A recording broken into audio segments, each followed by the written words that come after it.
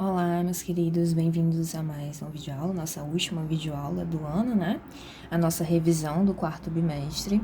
Espero que vocês tenham gostado das aulas até agora, né? Que vocês tenham aprendido alguma coisa, mesmo nesse processo diferente, né? E esquisito para todo mundo, mas que ele sirva também como uma nova forma de aprender, né? Que vocês tenham descoberto uma nova forma de aprender, né? Assim como eu descobri uma nova forma de ensinar. E, bom, para nossa revisão para a prova bimestral, como vocês já sabem, né? Eu vou fazer a mesma coisa que eu fiz nos bimestres anteriores. A gente vai fazer uma resolução de algumas questões que vão estar muito parecidas na prova, tá? E aí, resolvendo essas questões, entendendo o que a gente está falando, estudando por essa revisão, vocês vão conseguir se sair bem na prova com certeza, tá? Além de ganhar um pontinho aí da revisão de vocês, ok? Então, vamos lá. Primeira questão que eu queria falar para vocês é o seguinte. É uma questão... A prova de vocês está muito conceitual, tá? Muito mais do que cálculo. Vocês vão precisar ler e entender os conceitos, o que eu acho até mais importante do que os próprios cálculos, tá? A primeira questão, ela fala sobre ondulatória, né? Que foi o primeiro assunto que nós vimos esse bimestre. E com relação às ondas, eu quero saber como é que elas podem ser classificadas. Tem dois tipos de classificação de ondas. Quanto à natureza delas, né? Elas podem ser mecânicas ou eletromagnéticas, tá? Então, se eu quero uma classificação quanto à natureza da onda, ou ela é mecânica ou ela é eletromagnética, tá? E daqui a pouco a gente vai falar sobre a diferença entre essas duas. E quanto à propagação, ela pode ser ou uma onda longitudinal ou uma onda transversal, ok? Então, lembrando, quanto à natureza, né, a natureza da onda, como ela é formada, ela pode ser mecânica ou eletromagnética. Quanto à propagação, ou ela é longitudinal ou ela é transversal, ok? E aí, a pergunta que se segue, né, depois dessa é o seguinte: quais as principais diferenças entre ondas mecânicas e eletromagnéticas e entre as ondas longitudinais e as ondas transversais? Primeiro, vamos ficar aqui nessas ondas mecânicas e eletromagnéticas. Qual é a diferença? As ondas mecânicas, elas precisam de um meio material para se propagar, certo? Essa é a principal característica de uma onda mecânica. É precisar de um meio material, ela precisa de algo para se propagar. Ela precisa estar ou dentro de um sólido, ou dentro de um líquido, ou dentro de um gás, tá? E essas ondas mecânicas, elas podem ser tanto longitudinais quanto transversais.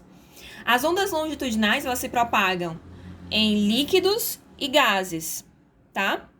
E as ondas transversais, elas se propagam em líquidos e sólidos, tá?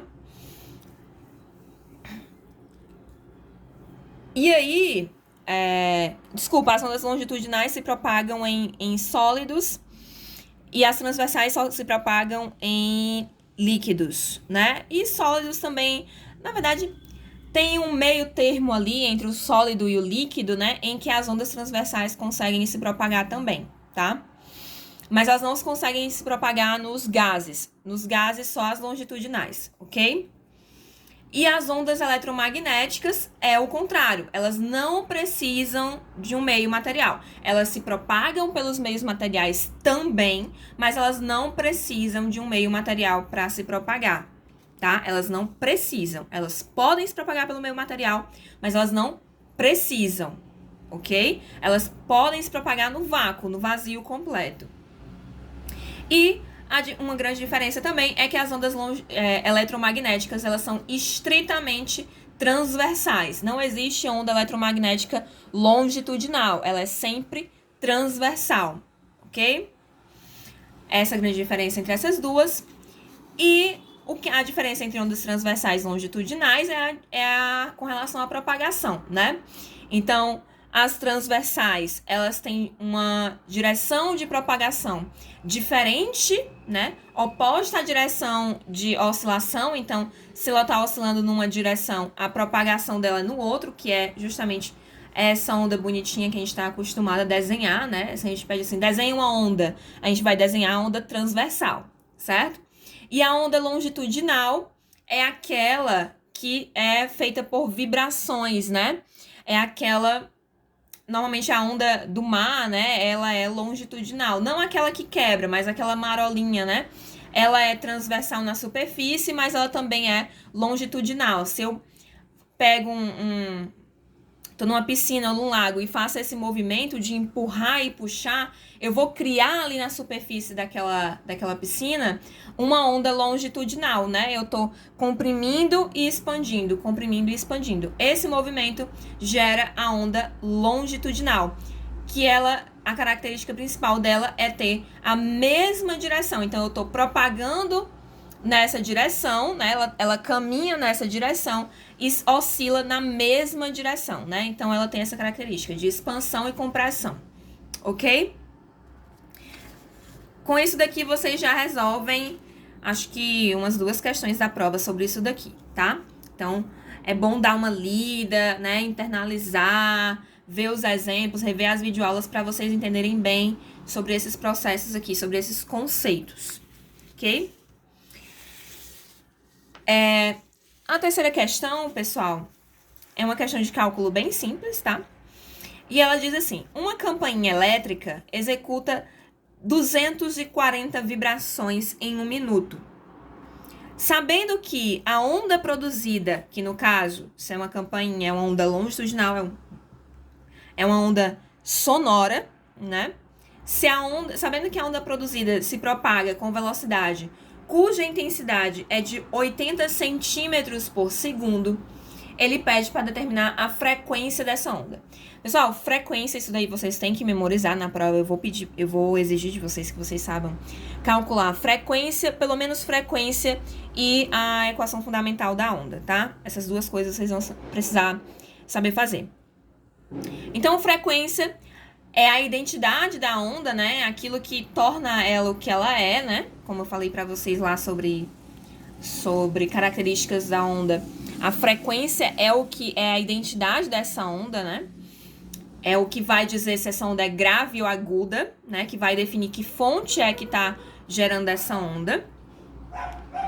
E aí, ela é definida pelo quê? Pelo número de oscilações dividido pelo tempo. Então, número de oscilações dividido pelo tempo, o número de oscilações completas que ela faz em um determinado período de tempo, vai ser a frequência dessa onda. Lembrando que esse tempo tem que estar sempre em segundos, certo?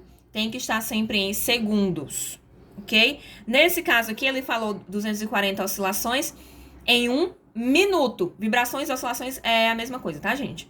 Em 1 minuto. Ele usa essa palavra vibração, porque como a gente tá falando de onda longitudinal, eu falei pra vocês, né? Como se fosse uma vibração. Compressão e expansão, né? Então, ele usou essa palavra, mas é a mesma coisa que oscilação. Nesse caso, quando a gente tá falando de ondas, tá? E aí, 1 minuto tem quantos segundos? 60, né, pessoal? Então, eu vou substituir aqui. Número de oscilações, 240. Tempo, 60 segundos. Ela faz 240 vibrações em 60 segundos. Vou dividir esses 2 valores, né? Zeros à esquerda eu posso cancelar, né? E aí fica 24 dividido para 6. O número que multiplicado por 6 dá 24 é o 4. Então, eu sei que a frequência dessa onda é 4 oscilações por segundo ou 4 Hz, tá? A unidade de frequência é o Hz, que se pronuncia Hertz, ok? E aí, na letra B, ela diz o seguinte, ela quer saber o valor do comprimento dessa onda, dada a velocidade dela e a frequência que a gente acabou de descobrir qual é. Então, eu vou usar a minha equação fundamental da onda, que é essa daqui, ó. E vocês precisam lembrar, é muito simples, tá, gente? Multiplicaçãozinha bem simples. Velocidade vai ser igual ao comprimento. Velocidade vai ser igual ao comprimento de onda vezes a frequência. Simples, né? Então, velocidade, ele falou que é 80 centímetros por segundo, mas a gente sabe que essa velocidade ela precisa estar em metros por segundo. Então, o que é que eu vou fazer? Eu vou transformar só o 80 centímetros em metros, né? É isso que eu preciso fazer. Então, 80 centímetros eu sei que é 0,8 metros, né? Eu tenho que dividir isso daqui por 100. De centímetro para metro é só dividir por 100. Dividir 80 por 100 deu 0,8. Então, a velocidade é 0,8 metros por segundo, tá? E aí, eu substituo frequência igual a 4 Hz, velocidade igual a 0,8. Eu tenho que, onde tem V, eu vou escrever 0,8. Vai ser igual a um comprimento de onda lambda, que eu não sei qual é, vezes a minha frequência, que é igual a 4. Esse 4 que tá multiplicando o lambda, né, que eu quero isolar, ele tá multiplicando, ele vai passar dividindo, né? Então, 4 pro outro lado, dividindo, vai ficar aqui. Lambda vai ser igual a 0,8 dividido por 4. Esse 0, vocês ignoram e podem dividir 8 por 4. 8 dividido por 4 dá 2, né? Então, se é 0,8 dividido por 4, e se 8 dividido por 4 dá 2, então 0,8 dividido por 4 dá 0,2, tá? Então, lambda é igual a 0,2 metros, que transformando para centímetro de volta, é só multiplicar por 100. De centímetro para metro, divide por 100. De metro para centímetro, multiplica por 100, tá? Vou até anotar isso aqui. De centímetro para metro, eu vou dividir por 100. E de metro para centímetro, eu vou multiplicar por 100, tá? Então, aqui tá em metros, em centímetros vai ser 20 centímetros. Então, o comprimento de onda sonora, nesse caso aí, tem 20 centímetros. E a quarta e última questão... Quarta e última não, ainda tem a quinta, né, meu povo? A quarta e penúltima questão diz o seguinte. Um poste de 4 metros de altura é iluminado pelo sol, projetando uma sombra de 2,5 metros. Então, ele é iluminado pelo sol e projeta com um certo ângulo e faz com que no chão apareça uma sombra que tem um comprimento de 2,5 metros. E ele quer saber a altura de um homem que, no mesmo instante, ao mesmo tempo em que o poste tinha uma sombra de 2,5 metros, esse homem tinha uma sombra de 1 metro. Eles estavam basicamente no mesmo local também, né, gente? Porque se eles estiverem a quilômetros de distância, obviamente a sombra vai mudar, né? A posição do sol relativo vai mudar, óbvio. Então, eles estavam próximos um do outro. Eu desenhei aqui essa situação, mais ou menos, para vocês entenderem como é que funciona. Então, eu tenho o poste aqui de 4 metros e o sol estava vindo de lá para cá, certo? Assim, ó, nesse sentido aqui, ó. Ok? E aí, ele projetou, né, uma sombra de 2,5 metros no chão. A mesma coisa, na mesma direção, o sol atingiu aqui o nosso querido rapaz e ele projetou uma sombra no chão de 1 metro, tá? Então, eu posso desenhar uma relação entre raio solar, sombra e altura do objeto. Então, isso aqui é um quê? É um triângulo, né, pessoal? São 2 triângulos retângulos, né? Porque se esse aqui tá na vertical e esse aqui tá na vertical, em relação à sombra que tá na horizontal, a gente tem um triângulo com um ângulo reto bem aqui, ó. Né, ó? Um ângulo reto. Então, eu redesenhei esses triângulos aqui, né? Então, essa aqui é a altura do poste, 4, a altura o comprimento da sombra, 2,5.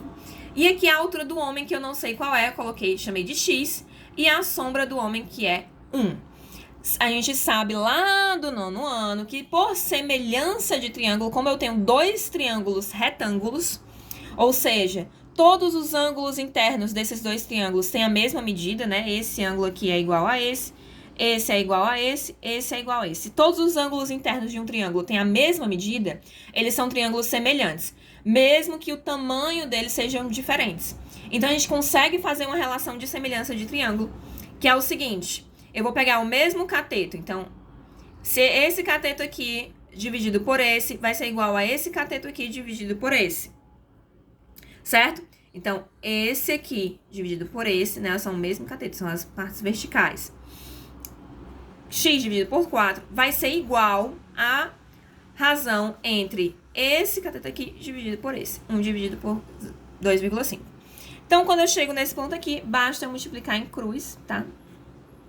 Para resolver. Então, vai ficar 2,5 vezes x igual a 4 vezes 1, ok? 4 vezes 1 dá 4. Vai ficar 2,5 vezes x, passo 2,5, que tá multiplicando pro outro lado dividindo, né? Vai ficar que x é igual a 4 dividido por 2,5. Para conseguir resolver isso daqui, pessoal, o que eu faço? Eu ando uma casa com a vírgula nos dois números. Ando uma casa com a vírgula aqui em cima, ando uma casa com a vírgula aqui embaixo. Aqui em cima vai ficar 40, aqui embaixo vai ficar 25. 40 dividido por 25 vai dar 1, né? 1 vezes 25, 25, subtrai, sobra 15. Aí eu coloco uma vírgula aqui, acrescento um zero. 150 dividido por 25 dá 6, né? Ó. 100 dividido para 25 dá 4. 4 vezes 25 dá 100, né? Mais o 50 que tá faltando, acrescento 2. 4 mais 2, 6, né? Então, 6 vezes o 25 dá 150. Sobra 0. Então, x, né? A altura desse homem é igual a 1,6 metros ou 1,60 m. Ok? Vai cair uma questãozinha dessa lá na prova. É assim que vocês vão resolver. Ok? E a quinta e última questão, pessoal, é mais uma questão teórica, tá?